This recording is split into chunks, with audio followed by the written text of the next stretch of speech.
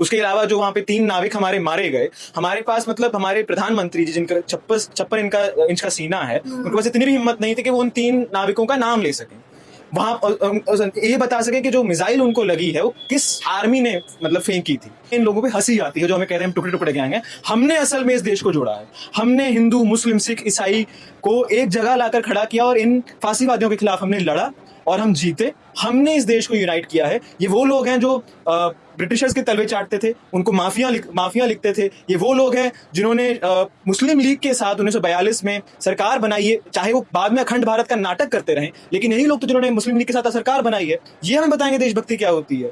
मेरी स्वर्गीय माँ तक को नहीं छोड़ा, क्या जवाब है? प्रधानमंत्री मोदी जी, मिस्टर मोदी जी, आप हमारे जो मतलब हमारी बहनों को, हमारे दोस्तों को, हमारे साथियों को जो गालियां देते थे उनको फॉलो करते रहे।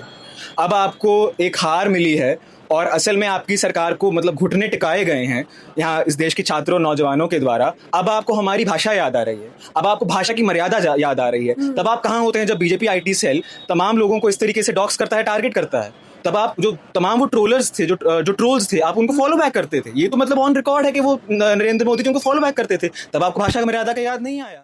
सोनम वांगचुक ने 23 दिन भूख हड़ताल की, नेहा बोरा ने 23 दिन भूख हड़ताल की और तमाम अन्य चेहरे भी रहे, लेकिन इस बीच में आमीन भी आयशा से हैं जिन्होंने लगातार 23 दिन अन्न का एक भी दाना नहीं खाया। वो इस वक्त हमारे साथ मौजूद है। आमीन, कैसे देख रहे हैं? आंदोलन सफल हो गया है, लेकिन मुझे लग रहा है लड़ाई नहीं थमी। बिल्कुल, आंदोलन का एक अध्याय खत्म हुआ है, एक चैप्टर खत्म हुआ है, लेकिन इसमें अभी भी जो हमारी बहुत बड़ी जीत रही है वो ये है कि युवा छात्र तमाम देश भर में अब जगना शुरू कर गए हैं। उन्होंने देख लिया है कि चुप रहकर कोई भी हल नहीं मिलता है, हमें अपनी लड़ाई लड़नी पड़ेगी, खुद लड़नी पड़ेगी। किसी मसीहा का इंतज़ार नहीं करना होता है, खुद लड़ना होता है। और इसके साथ साथ जो इस रेजीम का मतलब जो बर्बरता है उससे लड़ने के लिए तैयार हुए हैं। धर्मेंद्र प्रधान का इस्तीफा ज़रूर हुआ है, लेकिन जो प्रहलाद जोशी आए हैं उनकी जगह, उनके भी क्रेडेंशियल्स कुछ बहुत बेहतरीन नहीं हैं। बिल्किस बानो के जो रेपिस्ट्स थे उनको उन्होंने गार्लैंड किया था और उसके साथ ही उसको डिफेंड किया था उनके बाहर आने को। तो इसीलिए हमें लगता है कि अभी एक अध्याय खत्म हुआ है, लेकिन we have won the battle but the larger war is still on. अच्छा, आप लोगों को ये सवाल क्योंकि सोशल मीडिया पे हैं आमीन, तो पूछे तो जाएंगे। ट्रोलिंग की जा रही है, कहा जा रहा है कि ये लोग देश के टुकड़े टुकड़े गैंग से आते हैं, ये लोग वो हैं जो उमर खालिद का समर्थन करते हैं। तो इसका जवाब क्या है? देखिए, पॉलिटिकल प्रिजनर्स का जो के राइट्स हैं, भगत सिंह ने भी इस पे बात की थी, वो खुद एक पॉलिटिकल प्रिजनर थे। हमारा ये स्टैंड मतलब सीजेपी के मूवमेंट के दौरान नहीं बना था, हम बहुत पहले से पॉलिटिकल प्रिजनर्स के राइट्स की बात करते हो, चाहे वो उमर खालिद हो, चाहे वो स्टैन स्वामी हो, चाहे वो जीएन साई बाबा हो। इन तमाम पॉलिटिकल प्रिजनर्स के साथ हमने कहा था कि चाहे कोई भी हमारे डिफरेंसेस हो इनके साथ, चाहे वो किसी भी पार्टी से हो, किसी भी संगठन से हो, लेकिन हम इनकी रिहाई की मांग करते हैं। तो ये जो टुकड़े टुकड़े गैंग वाली बात है, ये हमें बहुत मतलब आश्चर्यजनक लगती है। जो भाजपा सरकार इस तरीके से मतलब पहले IT cell, BJP IT cell लोगों को ट्रोल करता था, उसके बाद वही आईटी सेल के लोगों को हमारे प्रधानमंत्री जी फॉलो करते थे। वो ये कहते हैं कि हमें मतलब बोलने की मर्यादा नहीं है। यही प्रधानमंत्री हैं जो उन तमाम ट्रोल्स को फॉलो बैक करते थे। और टुकड़े टुकड़े गैंग वाली तो हम देख चुके हैं कि यूएस और ईरान वॉर में क्या हमारी मतलब हमें जलालत सहनी पड़ी है कि यूएस कहता है कि रशिया से अब तेल मत खरीदो, तो हम नहीं खरीदते हैं। वो कहता है कि नहीं अभी खरीद लो क्योंकि ईरान में उन्होंने खाड़ी बंद कर दी है, तो हम खरीद लेते हैं। उसके अलावा जो वहाँ पे 3 नाविक हमारे मारे गए, हमारे पास मतलब हमारे प्रधानमंत्री जी जिनका 56 इंच का सीना है, उनके पास इतनी भी हिम्मत नहीं थी कि वो उन 3 नाविकों का नाम ले सकें, वहां ये बता सकें कि जो मिसाइल उनको लगी है वो किस आर्मी ने मतलब फेंकी थी जिसके कारण उनकी मृत्यु हुई है। नाम उन्होंने लिया, लेकिन ये नहीं बताया कि किस मतलब अमेरिकन मिलिट्री ने वो मिसाइल दागी थी ना। आपका मतलब इतना बस भी नहीं चलता कि आप अमेरिकन मिलिट्री को कम से कम एक ये बोल पाए कि आपके कारण हमारे नाविक मारे गए। तो ऐसे लोग बताएंगे कि राष्ट्रवाद क्या होता है और देशभक्ति क्या होती है। हमें इन लोगों पे हंसी आती है जो हमें कहते हैं हम टुकड़े टुकड़े गैंग हैं। हमने असल में इस देश को जोड़ा है, हमने हिंदू मुस्लिम सिख ईसाई को एक जगह लाकर खड़ा किया और इन फांसीवादियों के खिलाफ हमने लड़ा और हम जीते।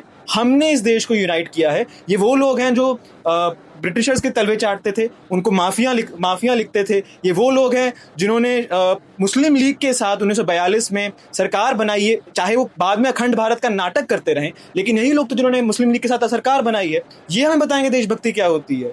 तो हमें बिल्कुल मतलब हमें इसको रद्द कर देना चाहिए कि जो भी हमें एंटी नेशनल टुकड़े टुकड़े गैंग कह रहा है, ये बिल्कुल गलत बात है। और मैं सभी लोगों को कुछ कहना चाहता हूँ, चाहे वो राइट विंग हो, लेफ्ट विंग हो, सेंटर हो, कि ऐसे मतलब जो गुमराह करने वाला जो नैरेटिव है, जो मतलब बहुत अनफॉर्चुनेटली अपने ही यंगस्टर्स के खिलाफ, अपने ही नौजवानों के खिलाफ एक सरकार ही ये सब कर रही है, टुकड़े टुकड़े गैंग कह रही है। क्या क्या आपका एविडेंस है इस चीज़ का कि हम टुकड़े टुकड़े गैंग? हम अपने पॉलिटिकल प्रिजनर्स की बात क्यों नहीं कर सकते हैं? और मतलब इसीलिए हम ये कहना चाहते हैं कि अब इनके हिस्ट्री में भी ये रहा है और अभी भी ये रहा है कि मतलब इनको कम से कम देशभक्ति का लेसन हमें नहीं देना चाहिए। मैं पंजाब से आता हूँ, हमने मतलब शहीदियाँ दी हैं।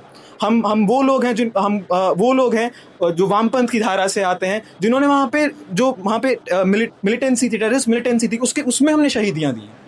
ये लोग कैसे बता सकते हैं? वहाँ पे जो हिंदूज को टारगेट किया जा रहा था, हमने उस वक्त अपनी जान देकर मतलब उसको डिफेंड किया है उस चीज़ को, कि पंजाब में जो माइनॉरिटी है, जो वहाँ उस वक्त हिंदूज हैं, उनको बचाया जाए। ये लोग हमें बताएंगे कि हम मतलब मुस्लिम अपीजिंग हो गए हैं। ये लोग हमें बताएंगे हम टुकड़े टुकड़े गैंग हैं। हमने इस देश के लिए लहू दिया है, जान दी है, हम अपने परिवार गंवाए हैं। तो हमें जाहिर तौर पर मैं वो आक्रोश समझ सकती हूँ, लाजमी सा भी है। और आप जब ये तर्क रख रहे हैं तो भी आप समझ सकते हैं। मुझे एक बात और, हम देख रहे हैं झारखंड जब गोदी मीडिया जाता है तो वहाँ कहता है कि यहाँ जुनैद की बिरयानी नहीं मिलती है जंतर मंतर वाली। तो जुनैद को किस प्रकार से टारगेट किया गया वो सभी लोग जानते हैं, उस पर क्या कहेंगे? बहुत ही दुर्भाग्यपूर्ण है ऐसे किसी भी तरह का डिस्कोर्स जो कि ऐसे इस्लामोफोबिक है। मतलब उनकी फैमिली को भी टारगेट किया गया, हमें भी पता लगा। उनको भी मतलब पुलिस ने परसिक्यूट किया है। और मुझे लगता है कि ये इस तरीके से मतलब मुझे ये भी पता लगा कि रमेश भिदुड़ी ने कमेंट किया है कि वहाँ पे जो पंचर लगाने वाले थे वो ज़्यादा थे। तो इस तरीके का इस्लामोफोबिक डॉग विसल, ये इनका हमेशा ही काम रहा है। मुझे लगता है कि नागरिकों को, सभी सजग लोगों को, चाहे वो किसी भी पहले पॉलिटिकल विचारधारा का हिस्सा रहे हों, उनका जो इस तरीके का देश को बांटने का मतलब नैरेटिव है, उसके खिलाफ खड़ा होना चाहिए कि ऐसा मतलब आप बिल्कुल नहीं कर सकते हैं। एक आंदोलन चल रहा है, वहाँ पर आप ऐसे कैसे कह सकते हैं कि इस तरीके के किसी मुस्लिम को टारगेट करते हुए? क्या ये देश को बांटना नहीं हुआ? और ऐसा बिल्कुल भी नहीं है कि वहाँ पे मुस्लिम स्टूडेंट्स नहीं, झारखंड का मसला है। वहाँ पे इतने देर से मतलब ये JPSC JSCC का मसला बहुत डेमोक्रेटिक डिमांड है उनकी, ऐसा झारखंड उसमें शामिल है। नेहा भी वहाँ पे मतलब कल उनका जो प्रोग्राम है उसमें जाएंगी। तो इस तरीके की बात करना, ये देश को बांटना होता है। ये टुकड़े टुकड़े गैंग के लोग हैं। राम मनोहर लोहिया ने सही बात कही थी कि जो इंसान भारत में रहते हुए मुसलमानों का दुश्मन है, वो असल में पाकिस्तानी स्टेट का यार है। जो पाकिस्तानी गैरिसन स्टेट है, जो कि वहाँ पे भी लोगों को मारती है, जो अभी पाकिस्तान ऑक्युपाइड कश्मीर में भी मारती है। जो इंसान ये कहता है कि यहाँ के मुसलमानों के खिलाफ बोलता है, वो असल में पाकिस्तानी स्टेट का यार है। तो हम ये कहेंगे कि असल में टुकड़े टुकड़े गैंग ऐसे साउंड करती है। असल में वो लोग ये इस तरीके की डॉग विसल के जरिए, ऐसे इस्लामोफोबिया के जरिए देश में बांट डालते हैं, फूट डालते हैं। और ऐसे लोग असल में मतलब देश को बांटते हैं। हमने देश को जोड़ने का काम किया है। हम ये कह रहे हैं कि चाहे कोई भी धर्म, कोई भी प्रांत, कोई भी भाषा, कोई भी जात का इंसान हो, वो अगर लड़ाई सच्ची है और लड़ाई हक की है तो उसको लड़े। कैसे देख रहे हैं, PM मोदी एक वीडियो साझा करते हैं, हालांकि एक नहीं किए हैं उन्होंने, माय फ्रेंड्स करके उन्होंने तमाम वीडियोस शेयर किए हैं। उन्होंने एक वीडियो में कहा है कि जो जेनजी ने अभद्र भाषा का इस्तेमाल किया, मेरी स्वर्गीय माँ तक को नहीं छोड़ा। क्या जवाब है? प्रधानमंत्री मोदी जी, मिस्टर मोदी जी, आप हमारे जो मतलब हमारी बहनों को, हमारे दोस्तों को, हमारे साथियों को जो गालियां देते थे, उनको फॉलो करते रहे। अब आपको एक हार मिली है और असल में आपकी सरकार को मतलब घुटने टिकाए गए हैं यहाँ इस देश के छात्रों, नौजवानों के द्वारा। अब आपको हमारी भाषा याद आ रही है, अब आपको भाषा की मर्यादा याद आ रही है। तब आप कहाँ होते हैं जब BJP IT सेल तमाम लोगों को इस तरीके से डॉक्स करता है, टारगेट करता है? तब आप जो तमाम वो ट्रोलर्स थे, जो ट्रोल्स थे, आप उनको फॉलो बैक करते थे। ये तो मतलब ऑन रिकॉर्ड है कि वो नरेंद्र मोदी जी उनको फॉलो बैक करते थे। तब आपको भाषा की मर्यादा का याद नहीं आया है। लोगों का मतलब गुस्सा इतना है, आप शुक्र कीजिए वो सिर्फ गाली दे रहे हैं। आप शुक्र कीजिए कि आप अभी मतलब वो गालियों तक महदूद हैं, वरना जो आपने हमारे साथ किया है 20 जुलाई को, जो इस तरीके से खून खराबा हुआ है, स्टूडेंट्स का मतलब हड्डी लात मतलब आईसाइट चला गया है, मतलब आप शुक्र कीजिए कि आपको लोग अभी अभद्र भाषा का ही इस्तेमाल कर रहे हैं, क्योंकि मतलब आप अगर आपको किसी और को इस तरीके से अभद्र भाषा का इस्तेमाल इन्होंने किया था, इनके पार्लियामेंटेरियन रमेश भिदोड़ी पार्लियामेंट के फ्लोर पे ये बात कह मतलब कटुआ जैसे शब्दों का इस्तेमाल करते हैं, तो आपने वो बार सेट कर दिया। उसके बाद जब जनता आपको मॉक करने लगी, जब जनता अपने स्वर में आपको मतलब चिढ़ाने लगी, आपको आपसे सवाल करने लगी, तब आपको बहुत मतलब दिक्कत आ रही है। तब आप मतलब 15 साल की एक छोटी बच्ची का, जिसका आपने कहीं मतलब वीडियो निकाल के वायरल किया, उसको आपने फिर माफ़ी मंगवाई, उनको मतलब इतनी बुरी तरीके से मुझे भी पता लगा कि उनको घर छोड़ के जाना पड़ा अपना। ये बहुत ही मतलब अनफॉर्चुनेट है। और मतलब एक कैसा प्राइम मिनिस्टर है, कितना 56 इंच की छाती लेकर मतलब इतनी बुज़दिली कैसे हो सकती है कि आप अपना सारा जो पीआर कैंपेन है उसको पिवट करने के लिए 15 साल की बच्ची का इस्तेमाल कर रहे हैं। हद होती है। मतलब आप, मुझे लगता है कि जनता को जाग जाना चाहिए कि असल में मतलब भाषा का मर्यादा की जो मर्यादा थी उसको किसने वायलेट किया सबसे पहले। लेकिन फिर भी वो कह रहे हैं कि माफ कर दिया मैंने, वो बड़ा दिल दिखा रहे हैं और कह रहे हैं आप लोगों को माफ कर दिया।